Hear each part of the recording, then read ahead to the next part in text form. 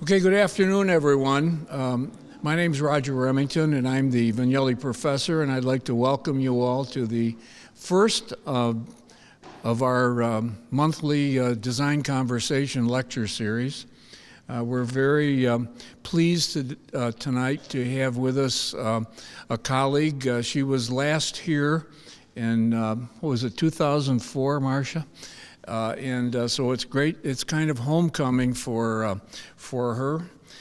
She's the director of the School of Design at the University of Illinois at Chicago, and she's a practicing designer with her own company called Studio Lab. One of her recent, or somewhat recent projects is the Design for Democracy project worked out with AIGA, which has a lot to do with ballots and voting, and we thought it was very appropriate in this time frame of our national election to have Marcia come and, at least in some ways, remind us of her great work with the Design for Democracy project. So please join me in welcoming Marcia Lausen.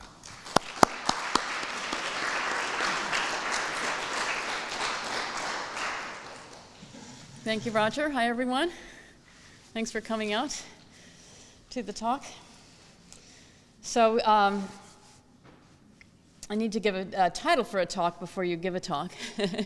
And you need to think about what you want to show in advance. And when Anne asked me, what's the title of your lecture, I didn't want to call it Design for Democracy because I've moved on from that and do a lot of other things now. But I knew I wanted to talk about that tonight because of the timeliness of the election coming soon. I was going to say next month, but we have a little more time than that.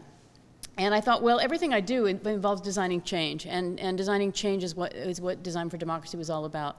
So that's why the title of the talk. But I will cover a number of different things, focusing on work in the civic realm.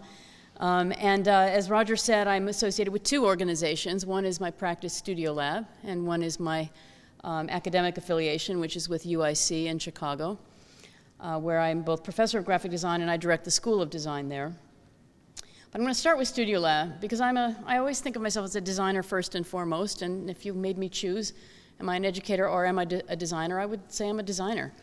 I love my work in education, but you know, I became an educator because I'm a designer, and I wanted to share my interest in design with others.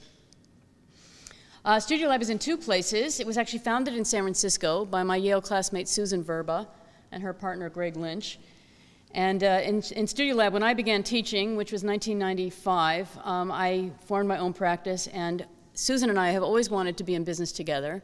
When you're in school, you meet people you want to work with in the future, and you make plans to have businesses together, and sometimes it takes a while. And it took us a long time, but we finally have a business that shares the same name. We actually are not the same company. We're Studio Lab Inc., and they're Studio Lab LLC.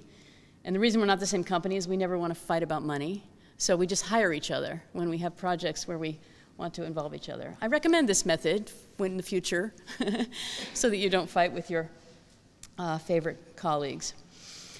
So Studio Lab in Chicago is right in the center of things. We're on the Chicago River. We're in a high-rise building with a fabulous view. This particular picture is funny to me when I was putting it in the presentation today because it existed before the Trump Tower. So right now, right here, is a great big tall building. It's the second tallest in Chicago, with letter forms that are almost as tall as the building that say Trump on it, that I have to look at out my window every day. So you can imagine that this election is very much on my mind. Anyway, I like this photo of out the Studio Lab window before the Trump Tower was there. So, not that I have any opinions about the upcoming election. So Studio Lab does. People ask you if you have a practice someday. People will say, "What is it you do?" And you're going to have to answer that question. And I'm always reframing the answer to that question. And right now, my answer is we work in 4 areas of practice: identity, publication, environment, and information. And to explain to you what I view these things as is identity for me is for clients when they need graphics to represent them when they're not there. This is what my clients call branding. I just don't like the word brand. But I love the word identity, and an organization has an identity, a person has an identity, a culture has an identity, a country has an identity.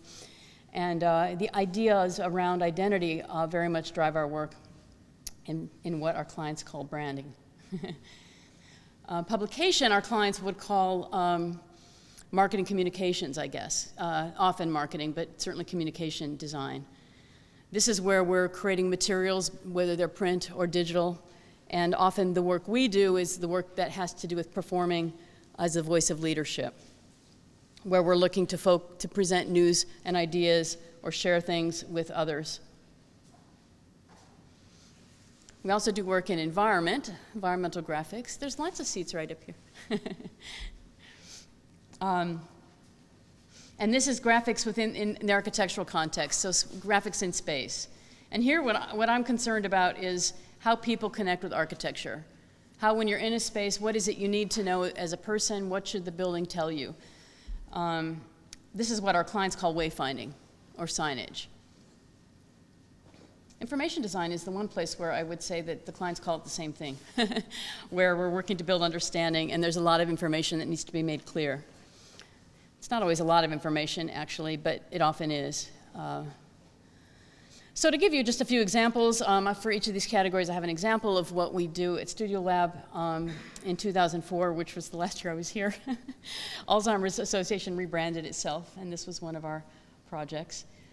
We created a new identity from this old logo with drunken people serving as the letter H, and created a new mark that was more abstract, more modern, more versatile in its communication, and it's based on the idea of people in science, formally based on the idea of a human profile in a scientific beaker. Because Alzheimer's Association, even though they were known for their care network, they're the largest funder of scientific research on dementia outside of the US government. So this became the mark, the People in Science mark. And one thing to know about Studio Lab is we always work in systems. We're not very interested in only the logo. We love to do a new logo design, but we're interested in how that mark plays out in a system. What's the typography, what's the color, what are the formats, what's the language? This is a language line we developed for Alzheimer's Association to balance their mission of care with leadership.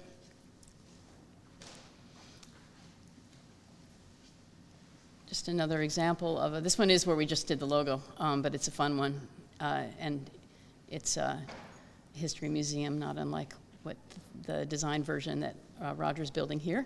But Chicago History Museum is got an amazing archive of oral histories, and so we call this the voice of history, the skyline of Chicago. It's the word history repeated to make the skyline of Chicago, or the ever-changing skyline of Chicago behind the History Museum logo.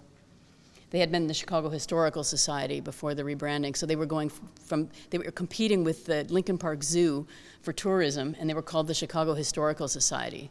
Which place would you want to go?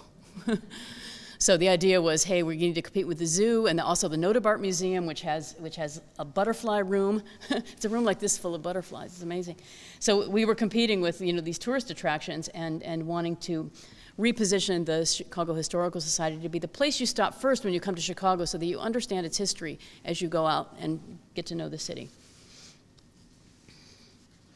Another cultural institution in Chicago that we rebranded included this one for Roger because it's got a bit of amazing graphic design history in it. Chicago Shakespeare Theater was invited to be the cultural hub of Chicago's Navy Pier.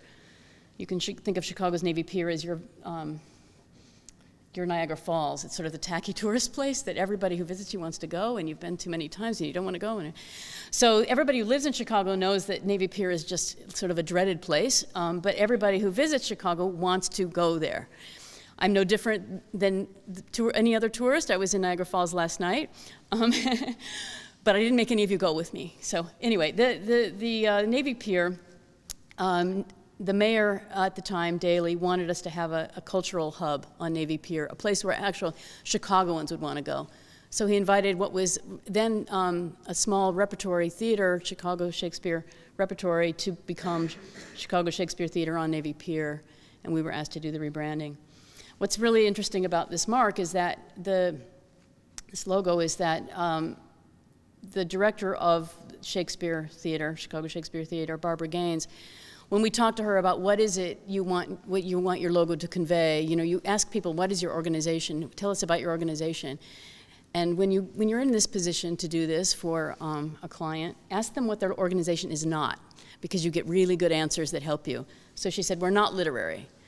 So no scripty type that's suggesting the writing of Shakespeare, right? She said, we are irreverent. And we said, okay, no capital letters. You know, we're going to be irreverent here. We're not going to use capital letters on what are very, very much proper names. She said we want to be of the city and of the water, because they're out there on the water in Chicago looking back at the skyline. So this to me is like, whoa, this is really cool. We need really, you know, we need to use no caps. We knew we needed condensed letters because Shakespeare is a very long word. And we kept trying condensed typefaces for this that exist. And nothing was really doing it and for us. And I remembered a story of Philip Burton, who is my colleague at UIC and was my teacher at Yale, who was a student of Armin Hoffman's. And I hope all of you in the room know Armin Hoffman, because there's probably some great work up there you can go look at. But Philip Burton wanted to teach Armin Hoffman, once upon a time, how to use a Macintosh computer. And they started to design a typeface for this exchange between the two. And this was the typeface they were working on at that time. And I knew that Philip had finished it. He had only finished the lowercase letters, which for us was no problem. And he had called it Norfolk because it was named for the equivalent of Tanglewood outside of New Haven. It was the retreat for the music school at Yale. So it was called Norfolk, and it was condensed letters. So we got this font, and it doesn't exist commercially, but we were able to use it, and Philip adjusted a few letters for us. So we've made this font with a custom typeface, actually, for Chicago Shakespeare Theater that has this wonderful design history story behind it of letter forms that Armin and Philip made on a Macintosh. So just to use this to transition into publication, this is the kind of thing we would do for a client if they had what they would call a flagship publication, their most important print or digital information. We would often design it, and this was Folio, which I say this all as if it's past tense because Folio no longer exists because the budget got cut, and now they use one of those little typical stage bill things.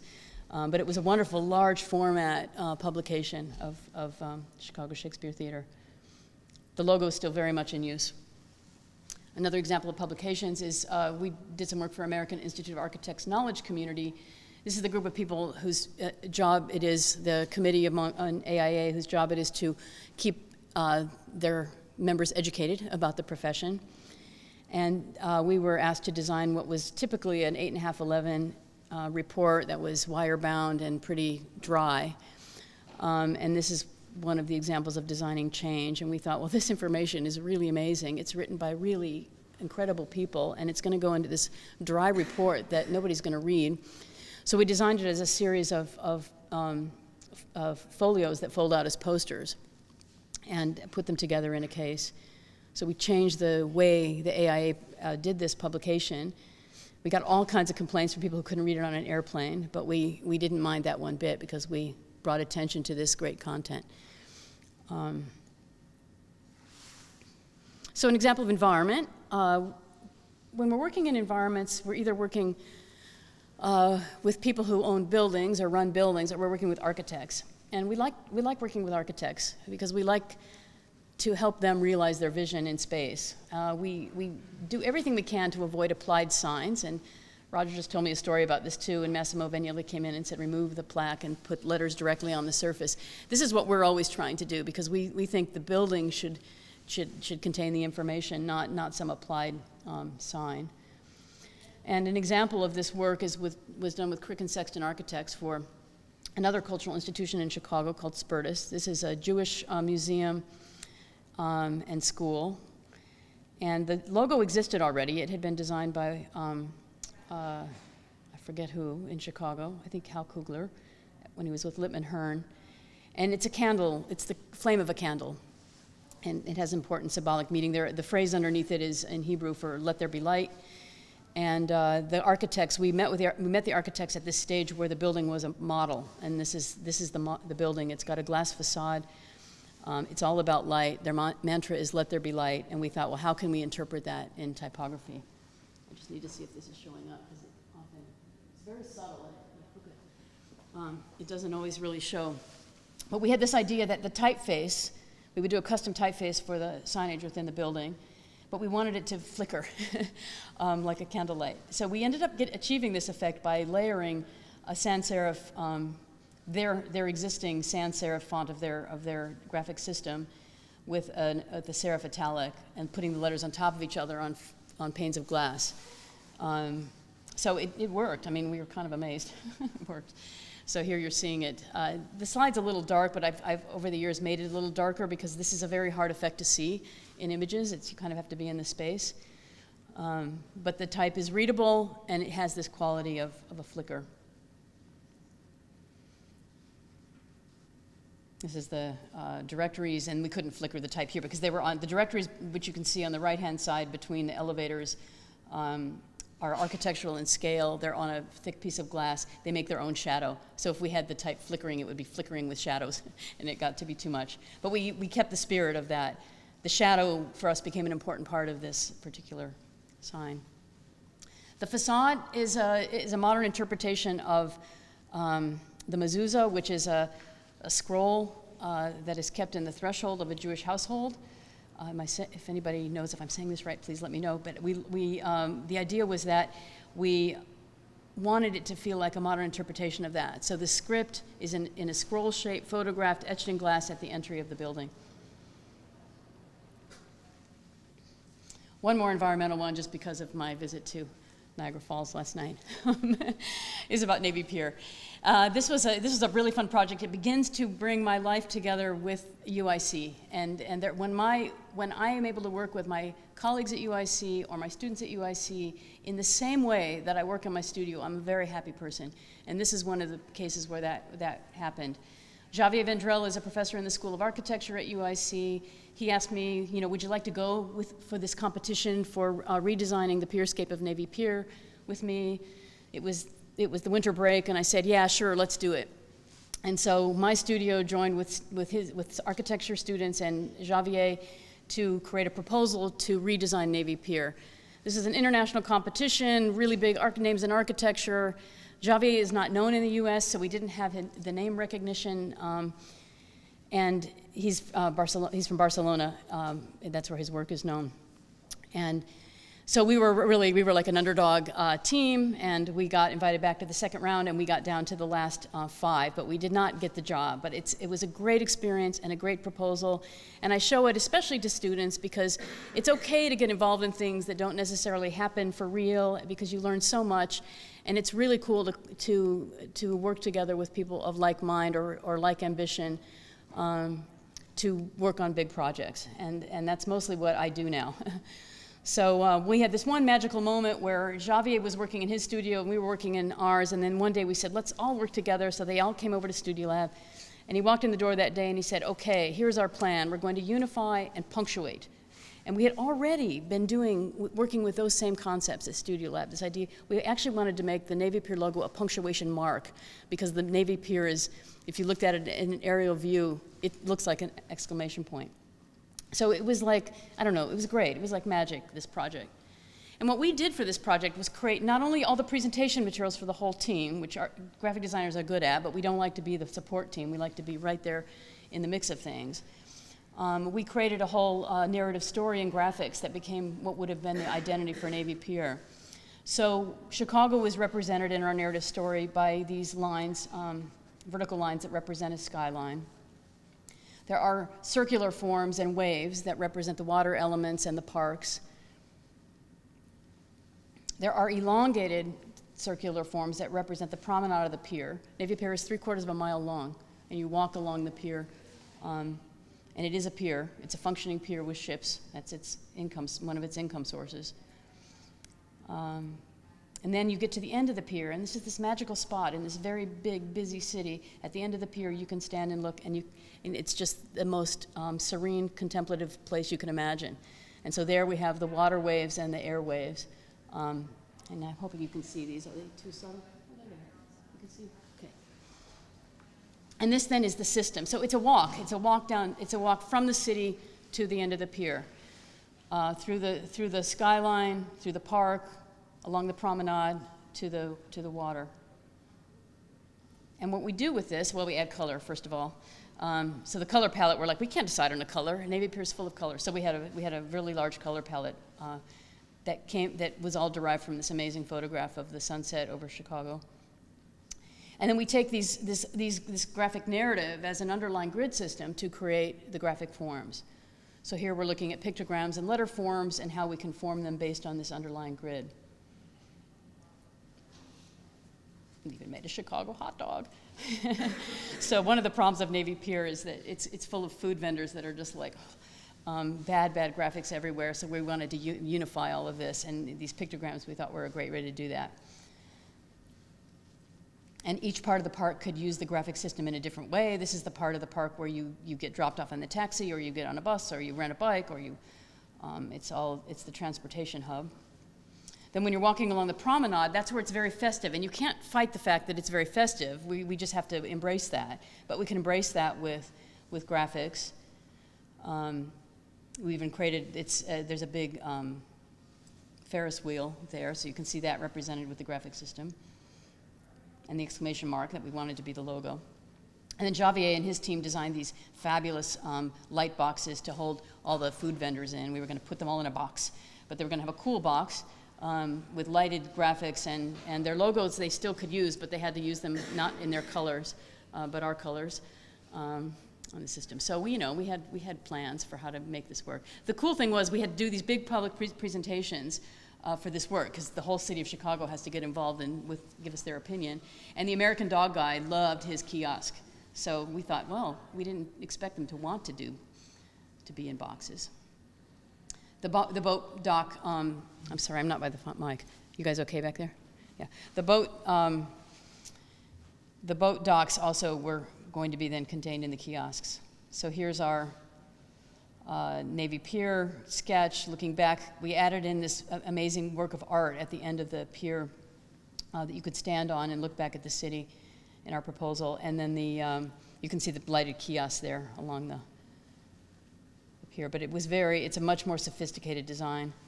The good thing was that the people who won, James Corner won, Field Theory, I think is the name of his firm. They had just done the High Line in New York.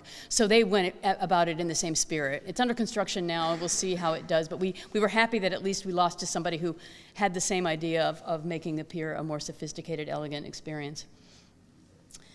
So now, my two lives come together. And in the ways that they come together, when I think about what I do now with all these years of experience in a studio and as a teacher, I think that what we're trying to do as designers, or what I'm trying to do, is imagine new futures. And what designers can do is they can make futures real. And we, of course, are trying to make them better. So imagining and realizing new and better futures is sort of what I feel I exist to do, whether that's in academic administration, whether that's in teaching, whether that's in working with my clients.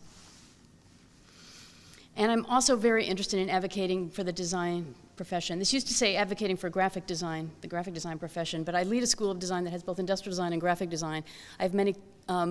I have many clients who are architects and industrial designers, and I really feel like I'm immersed much more in the multiple disciplines of design. And so I'm very interested in advancing them as a general effort. And I'm very interested in demonstrating the power of design, because I believe it has the ability to create positive change. So the project I want to present now had a very specific start date. Does anybody know what happened on this date? Does anybody under the age of 40 know what happened on this date? Anyone? I'll go to it was an election. And there were a bunch of hanging chads. That's exactly right. This is what happened.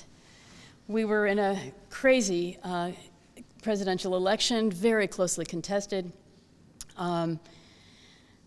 Florida was the state upon which the results of the election hinged. There was a 49-49 break. You can see the numbers, how different they are. Not much for an election, and this is it. The difference is really exacerbated in Palm Beach County, where this ballot was used. Became known as the Butterfly Ballot. So the graphic design students in the room, what's wrong with the ballot? Let's hear what's wrong with the ballot. How about those? Anybody? Who wants to start? Any one thing. Yes. We just did a redesign of this in one of our first classes. Ah. And the problem is that it's unclear who you're voting for because of the way it flips back and forth with the arrows. Yeah. And did you redesign it to be on one side only? Most people did. Yeah. So what you would have learned if you were working with election officials pretty quickly is you can't do that because they need the space on both sides. So yeah, that would have been my instinct too, put it on one side. But you're right, you have to vote from left and right. I'll go through these step by step. So our first set of candidates listed, first in the list, there is a list of a decided list of candidates on a ballot. They have to be in a certain order, and it has to do with, at least in Cook County where I am, they do a random draw, or they do a random alphabetization. So they know in advance which candidate is going to go in what order. So in this case, the Republicans are first in this one. So they're first. Their number, if you were to cast by number, if you were to actually just put a hole through the punch card, is 3. And it's the first hole in the area going down the center where the punch card is being held. Second on the list is the Democratic nominee, and their number is 5, and they are in the third hole down the list. What happened in Palm Beach County, Florida, is Pat Buchanan got an amazing number of votes for his in an area that he does not have a much demographic. So you try to figure out, well, how does this happen? And here what's going on is the second hole down is for the 7th on the list, the 7th candidate on the list, and their punch hole number is 4. So a lot of people think what went on here is that either people were voting for number 2 on the list, and so they went to hole number 2, or they might have followed this line, which is also a very strong graphic, to that hole, which is Pat Buchanan's number 4 punch hole. So this was the ballot that caused all the confusion. It's on the cover of papers all over the country. It became known as the Butterfly Ballot simply because it's a symmetrical arrangement. This is what we saw all over the place. It's like crazy in the news. One of the first things that go on graphically are that there's some criticism of the existing ballot in papers. This was from a local Palm Beach County newspaper showing what's wrong. Paula Scheer did a wonderful art piece for the New York Times the following day showing what's wrong with the design of this ballot. And back in Chicago, we have our own butterfly ballot that is even more crazy than that one. And this goes on for 6 pages like this. We wrote to retain our judges, our circuit court judges. I'm not going to bore you with all the details of that, except to say what we did in Chicago is we said, well, look, Paul has done what the profession needs to do to show what's wrong with that ballot. What can we do locally? And we thought, well, why don't we do a redesign of this ballot to show our local election officials how it can be made improved. So the same thing you did in your class. So this was the redesign that we did, not changing anything about the page, not the number of candidates, not the fact that you vote left to right. The only thing we changed is we asked the question of retaining judges one time in English and one time in Spanish instead of with every candidate, which it turned out to be election code law. And so this was just to say, look what design can do. Design can make your choices clearer, even in this really difficult to work with environment of punch card voting. Then we made something called the Election Code of Illinois, which is a big giant book that told you not only how to design ballots, but how to run elections. And it turned out that lowercase letters were illegal in the state of Illinois. So you can see that one of the things that we had proposed here was to go from all capital condensed letter forms with the candidate name to cap and lowercase. And we couldn't do that legally. So it took at least a year to get this law changed. And when this law was changed, all that happened was they took out the word capital. It's very interesting to be part of changing law. But keep that in mind. You know, when people tell you you can't do things, you can't do things, you can't do things, you can usually do things. They told us we can't put lowercase letters in the candidates' names. And we said, well, why not? Well, it says in the election code they have to be in capital letters. And we said, well, how do you change the election code? Well, we have to change the election code law. And you say, well, how do we do that? You don't just give up. You keep going, you keep going, you keep going. So a lot of this designing for change is just like persistence.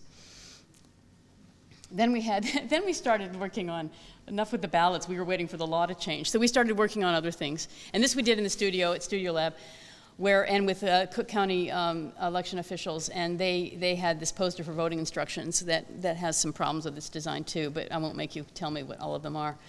One of the big problems with this is that this is the poster you see in the polling place inside your voting booth for how to vote.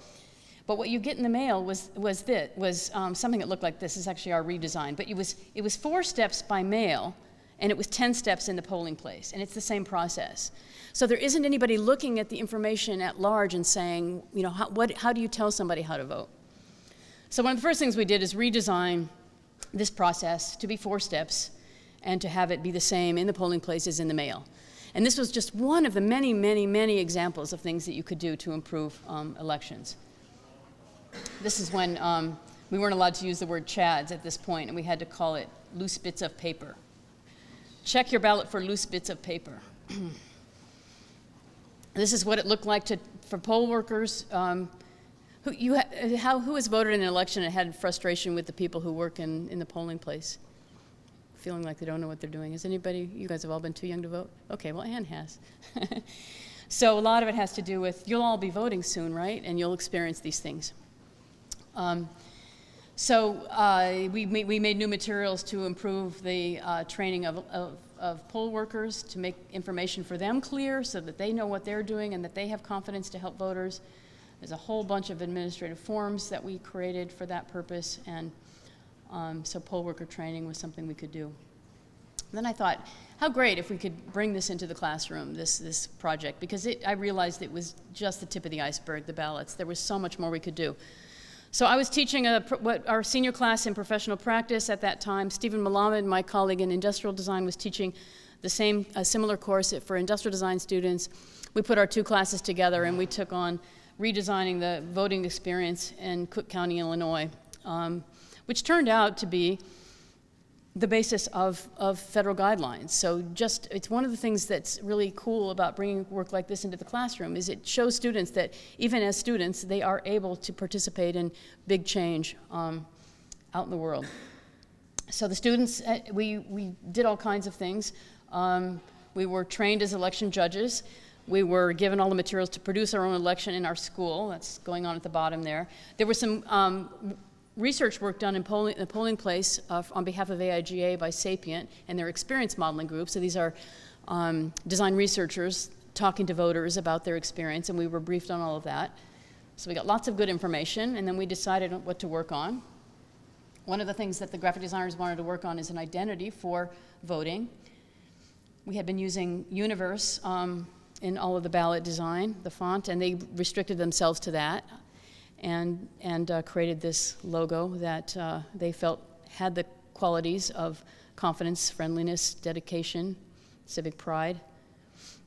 For those of you who do this kind of work and are interested in the process, at the bottom there we're trying to figure out how to keep this from reading as Votel. And you can see some of the process work. We wanted to do universal design so that we could accommodate people who needed to sit to vote as well as stand, and trying to do that in the most universal way. We've redesigned all the administrative forms and processes. We didn't redesign the processes, we supported the processes with design. This was amazing to me that my students got this far in the course of, this was a single semester. The ID students took a look at this thing called the voting supply carrier that had everything you need to produce an election in a box about the size of a refrigerator.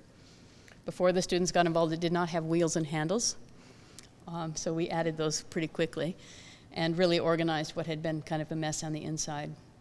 You see there in the bottom left. So one of the really great moments of this project was when our election officials came back to see the student work, and the students presented, and they had designed these things called poll worker trays for the people who worked at the table in the polling place.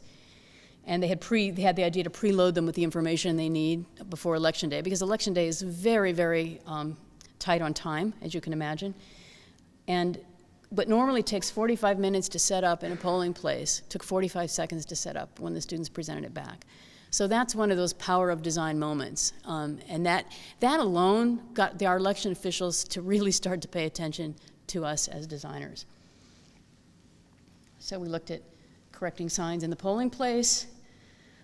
This was super fun because there was an election going on during the semester. And they were actually able to implement the poster design while we were still working on it. And so the students went out and took photos of all their signs and came back with some pretty horrifying things, like we need to tell people to put the entry sign on doors you can enter. And then we thought maybe we should address adhesives in our next round of work as well. This went on to be a system adapted for optical scan. So punch cards went away. The federal government created funds for changing voting technology after the Florida mess, and so optical scan and direct and touchscreen became the two methods of most common methods of voting. I know in New York you have levers, or you did until recently.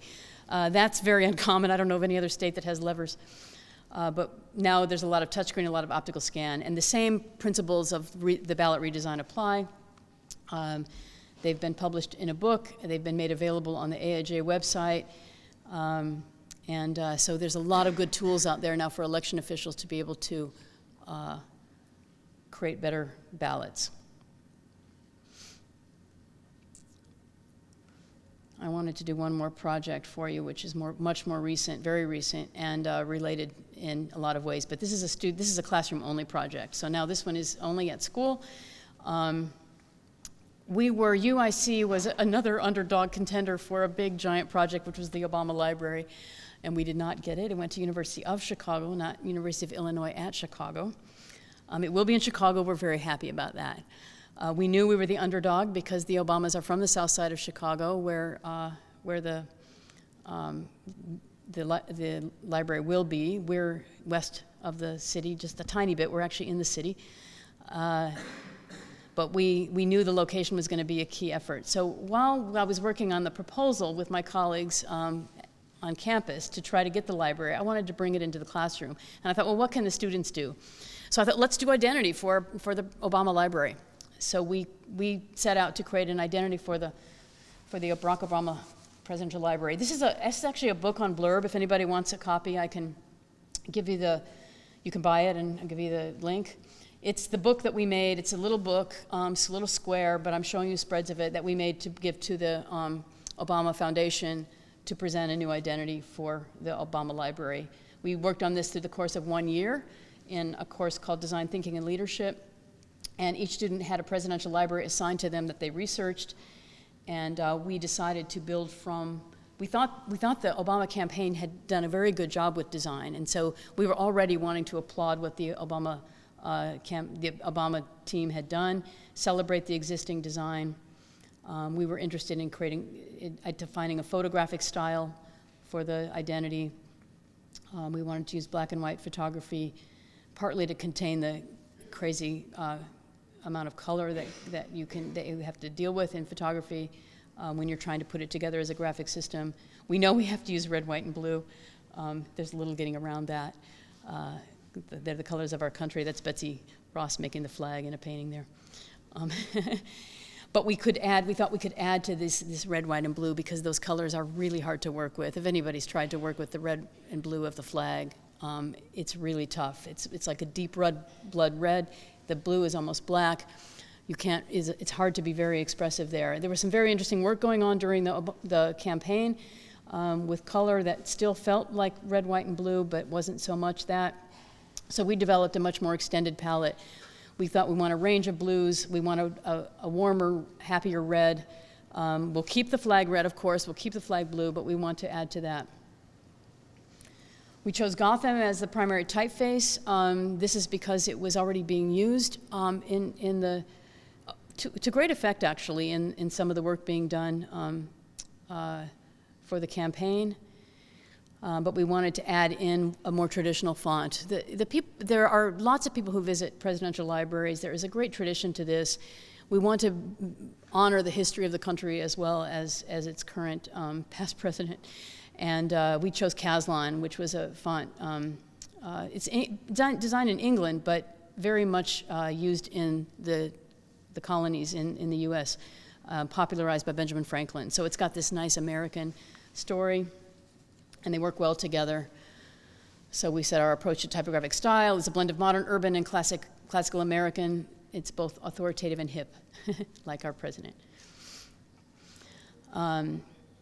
So then we kind of knew we wanted to use this typeface, Gotham, but we needed to make a mark. And so it's not the way we work, certainly on Shakespeare. We didn't have a typeface in mind. We knew the name of the organization. So this was a little bit opposite. And we did try other things, but we wanted to see if we could make Gotham work. So we decided we could, and we wanted it to have multiple configurations. The identity today should be dynamic. It lives in digital media. It needs to be able to work in animation. So we had different configurations. So this is one of the configurations of the mark. This is another. And each time we're sort of showing images that show why this particular configuration is appropriate. American design. This one is placing emphasis on the O. This comes from our proposal for the library. Our proposal for the library, if it had come to UIC, was literally on a highway system where it comes together, and it's called the Circle Exchange. UIC used to be called the Circle Campus. And so we were literally going to site the library on that circle, and so we made the circle an emphasis here.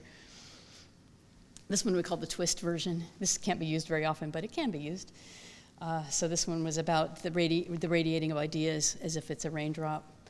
And Barack Obama loves his O. When you look at his signature, it's an O. It's a round O. And so it celebrates his own interest in his own name. We also thought that, so now we're starting to talk symbol. We also thought that the campaign logo, which was designed by our colleague, currently at VSA, called Sol Sender, and the campaign logo was pretty interesting. It's an O, but it's also a landscape. But it was for the campaign, so we thought it was time to move on from that, and how can we honor this graphic mark moving forward? So we proposed creating this symbol, evolving that mark into a more abstracted landscape, overlapping the red and the blue, so we get some purple in there. So maybe it's celebrating the diversity a little bit more, instead of thinking of us as red states and blue states, and blending the colors of our land, but still representing this idea of sunrise and landscape.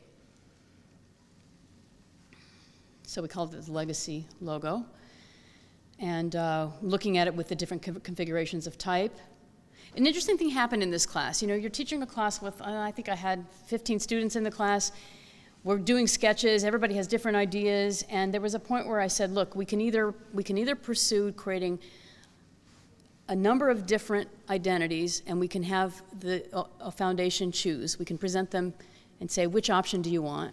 Or we can work together and create one system that's super strong and is the single answer, but it still has options within it. And so we decided as a class to create the single system, which is how I also work at Studio Labs. So I probably influenced it a lot, but I think we're all very proud we did this. So you look at it in different places, stationary, buses, you know the drill. Actually there are options within this. We decided to look at the Chicago Star, the star of the Chicago flag is a very distinct star. And we thought, what if the library does come to Chicago and we merge it with the O in Obama, our O of our symbol. And so we started to look at how we could create graphics from that. So these are different expressions of this idea of the Chicago Star and the O, if the library were to be in Chicago.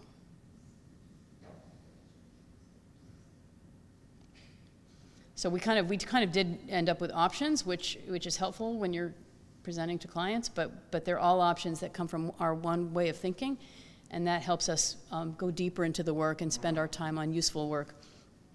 We also did one with dots on the inside. We thought this supported the notion of active citizenry. We thought this might be the version of the system used for the foundation, because there's both a foundation and a library and museum.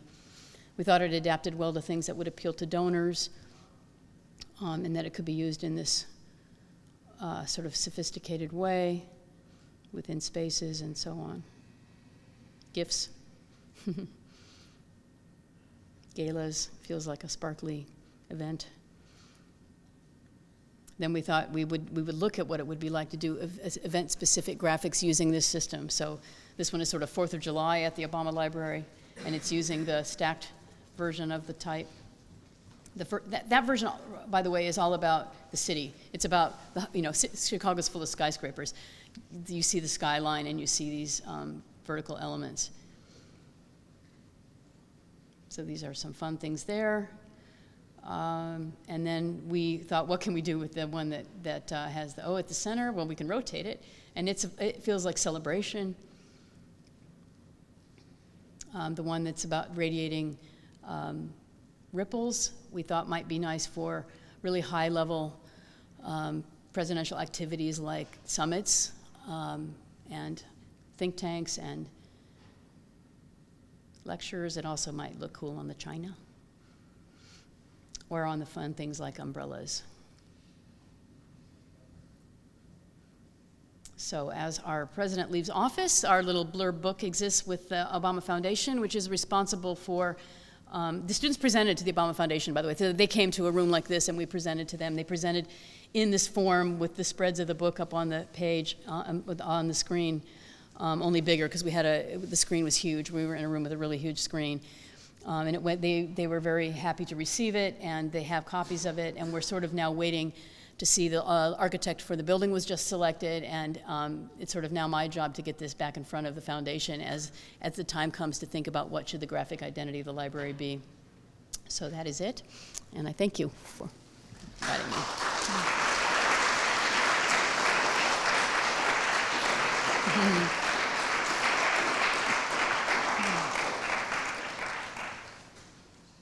Roger has a question. Did the president ever see any of this?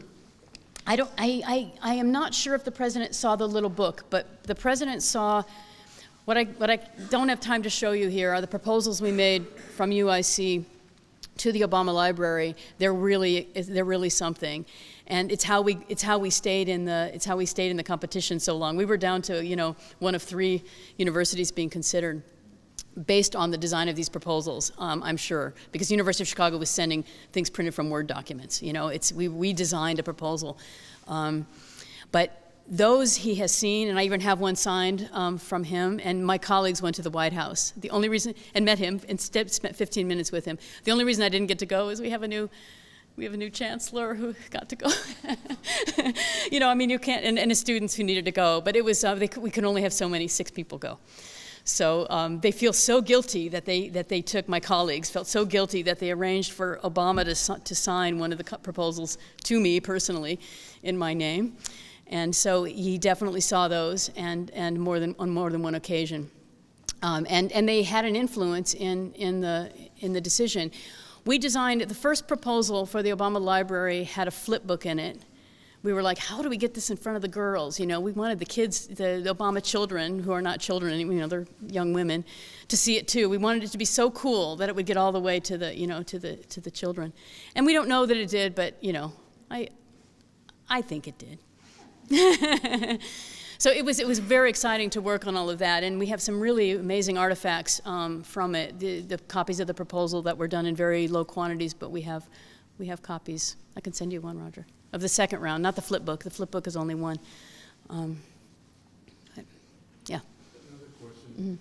Were there any students of a different political persuasion that decided to beg off the project? They would have had the option.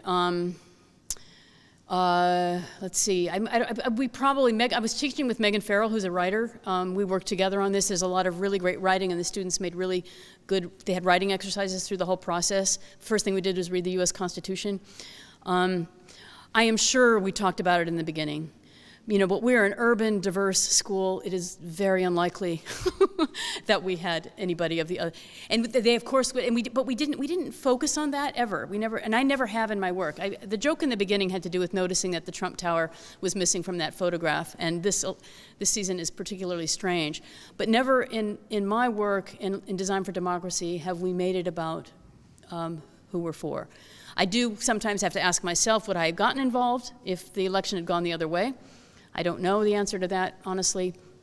So we never kept our political leanings secret from the students, the teachers, or the other students, but we never judged each other based upon them. So we were just excited. I mean, it's exciting to have the President of the United States come from your city, and it's exciting to know that he's likely to come back. It was more about that, and I think everybody in Chicago can get behind that.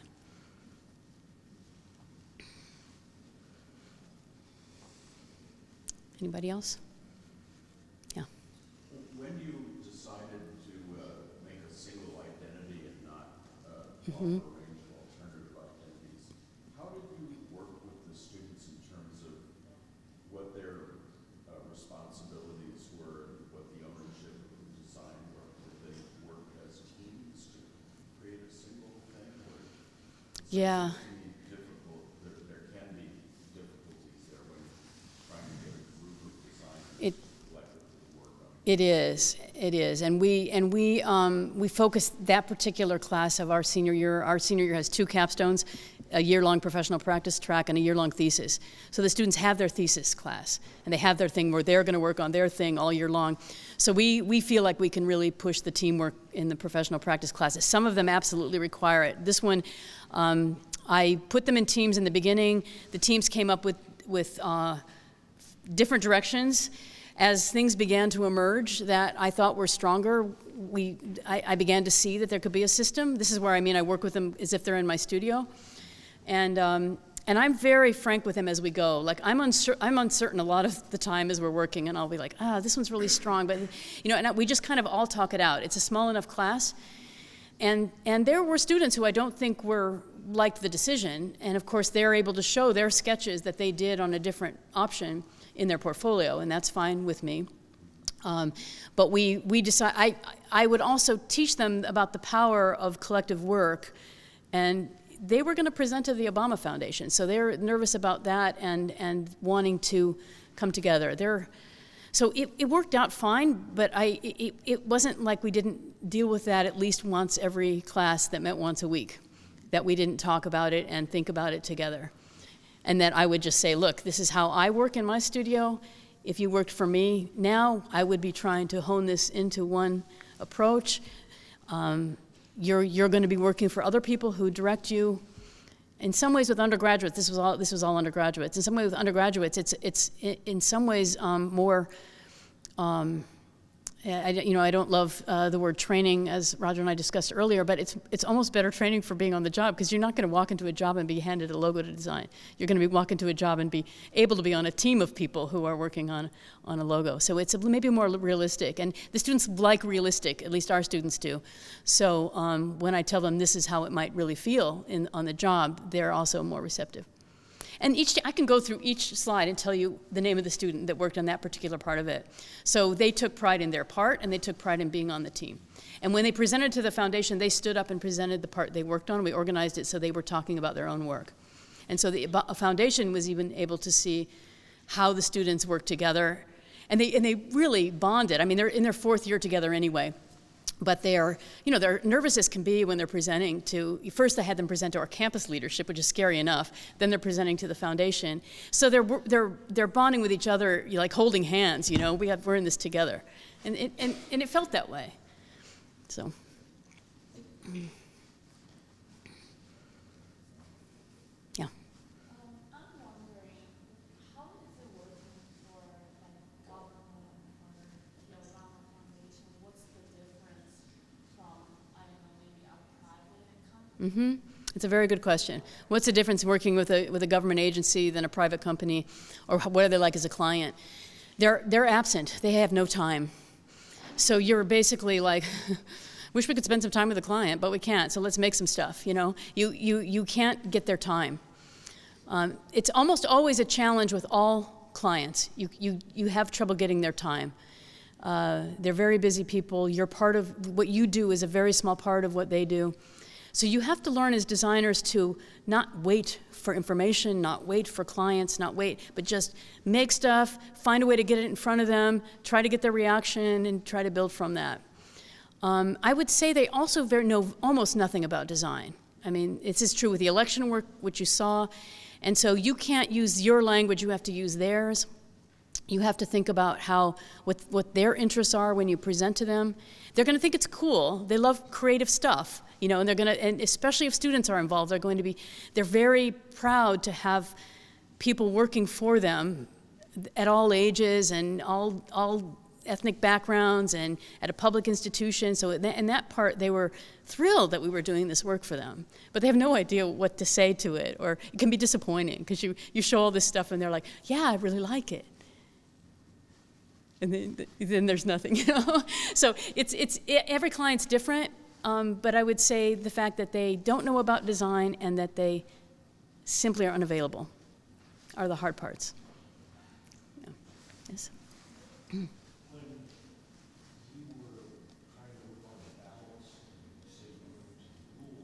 And they're talking about inches, and you're looking at ficus and points. Yeah. How did you bridge that?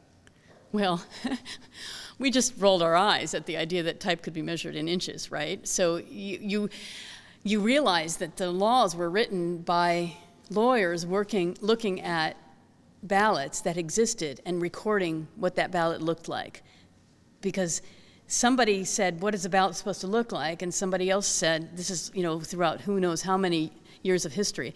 Somebody else said, well, this is the one we used before, but we need to write down what it looks like so we make it the same way the next time. And these are people these are lawmakers, you know, so they make laws that tell you these things. So it's lawyers describing graphic design in sentences that hold you to them. It's crazy. Yeah. So the radio interview this morning, were asking me, aren't you disappointed that more hasn't changed? And when you think about what really has to change for a design system to be used for elections in a democracy, it's a big challenge. And we want it to be a democracy, right? We don't want a lot of things, we want things to be decided by the people. Sometimes the people sitting at the table are a lawmaker, an election official trying to describe a work of design. It's hard. I quit that project many times. I worked on it pretty solidly for 8 years, and there were about 3 or 4 times in the process of that where I simply walked out the door and said, no more. And then I'd run into a student at an AIGA event, and they'd say, what's going on with Design for Democracy? And in a way, in the end, I did it for the students because they had done this foundational work that's now federal guidelines, and they deserve to have that out in the world. So, change is a challenge. Okay.